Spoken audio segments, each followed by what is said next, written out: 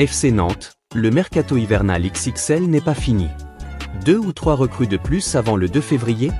Analyse complète. Salut à tous les Canaries. Bienvenue sur votre chaîne. Aujourd'hui, on parle du FC Nantes et de son mercato hivernal qui continue de faire parler. Le mercato ferme dans 11 jours pile, le lundi 2 février à 23h59, et les jaunes et verts ne comptent clairement pas s'arrêter en si bon chemin. Déjà 4 recrues officialisées cet hiver, Deve Machado, Rémi Cabella, Ibrahima Sissoko et tout frais tout chaud, Ali Youssif Ibrahim Al-Musrati. Et pourtant, selon des sources très sérieuses, le club travaille toujours activement pour boucler encore 2 ou 3 renforts avant la fin. Oui, vous avez bien entendu, Nantes veut frapper encore plus fort.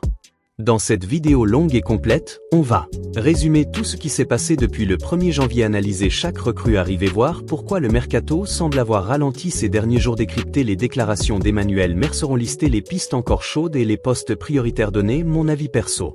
Est-ce que 2 à 3 recrues de plus sont réalistes? Et surtout, est-ce que ça peut sauver la saison? Si t'es nouveau, abonne-toi, active la cloche, like la vidéo si t'es chaud pour du mercato nantais jusqu'au bout, et on attaque direct. Le mercato hivernal 2025 à 2026 du FC Nantes, c'est clairement l'un des plus actifs de l'histoire récente du club. Waldemar Kita et sa direction ont décidé de taper fort pour éviter une nouvelle galère de relégation. Rémi Cabella, près de l'Olympiakos jusqu'à juin 2026, première recrue officialisée le 1er janvier. À 35 ans, l'ancien Montpelliérain, Marseillais, arrive avec une expérience énorme. Techniquement au-dessus du lot, il peut jouer 10, milieu offensif ou même un peu plus bas. Il a déjà montré des flashs intéressants, vision, passe laser, et il motive le vestiaire. C'est le pari « expérience » pour débloquer des matchs fermés.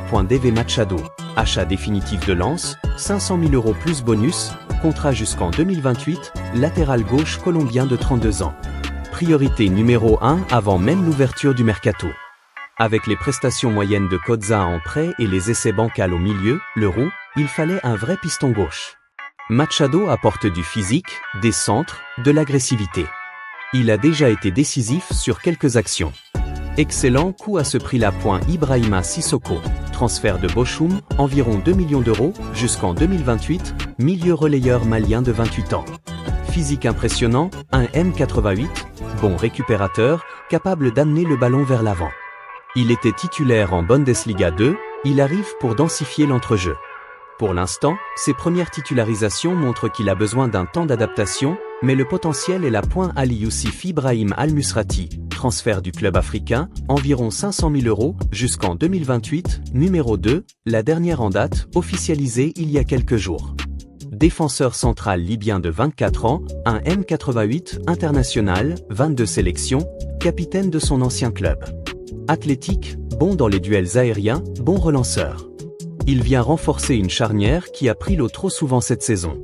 Il a déjà intégré les entraînements, on attend ses débuts. Bilan chiffré rapide, 4 recrues, dont 3 payantes, total environ 3 à 3,5 millions d'euros dépensés, un prêt malin et des contrats longs pour 3 d'entre eux.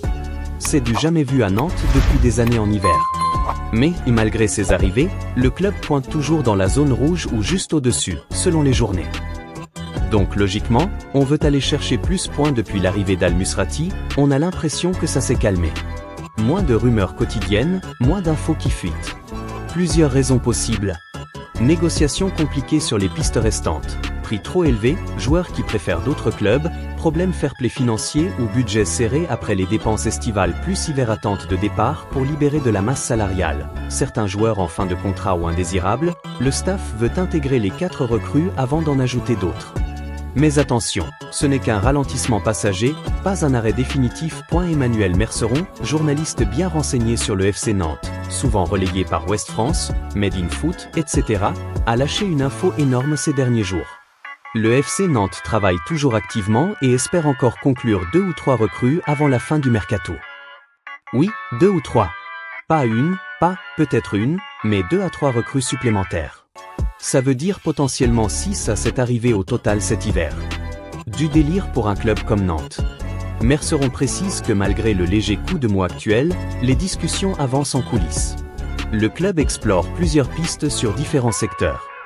Donc on reste sur nos gardes jusqu'au 2 février. Avec l'effectif actuel, Lopez, 111, Amiens, Kozza, Awaziem, Radakovic, Machado, Cabella, Lepnan, Sissoko, Tabibou, Ablin, Mostafa, El Arabi, etc.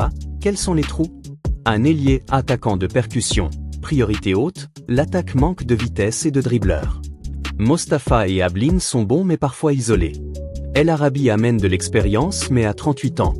Un profil à la Simon Jeune ou un joker offensif serait parfait.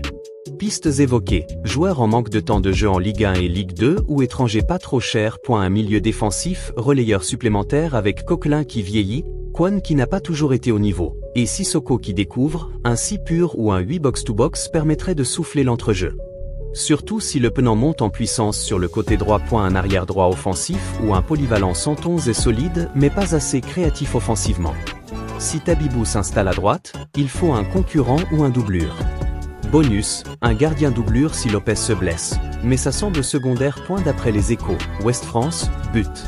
FC, Mercato Live, Transfermarkt, etc. Un défenseur central supplémentaire?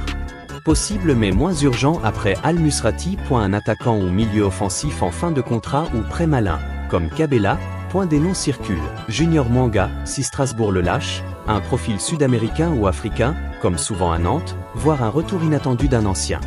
Réalistement, 2 recrues semblent atteignables, 3 ce serait exceptionnel, et dépendrait de départ. Franchement, ce mercato hivernal est déjà une réussite relative. 4 recrues de qualité pour peu d'argent, c'est fort. Si on ajoute 2 de plus, on passe dans une autre dimension. Maintien quasi assuré plus projet ambitieux pour la saison prochaine. Mais attention à ne pas tout miser sur les recrues, il faut que le coach, Ahmed Kantari, arrive à les intégrer vite, que les automatismes se créent, et que les cadres comme 111, Ablin, Mostafa répondent présents. Les 11 prochains jours vont être fous. Suivez bien les annonces officielles, les tweets de Merceron, et restez sur la chaîne car je ferai des lives ou vidéos flash 6 grosses recrues. Dites-moi en commentaire. Combien de recrues vous voulez encore? Quelle position prioritaire pour vous? Notez le mercato hivernal sur 10 pour l'instant. Merci d'avoir regardé jusqu'au bout, pouce bleu si t'as kiffé, abonne-toi pour ne rien rater du FC Nantes, et on se retrouve très vite pour un prochain update. Allez les Canaries, on y croit jusqu'au bout. Forza Nantes!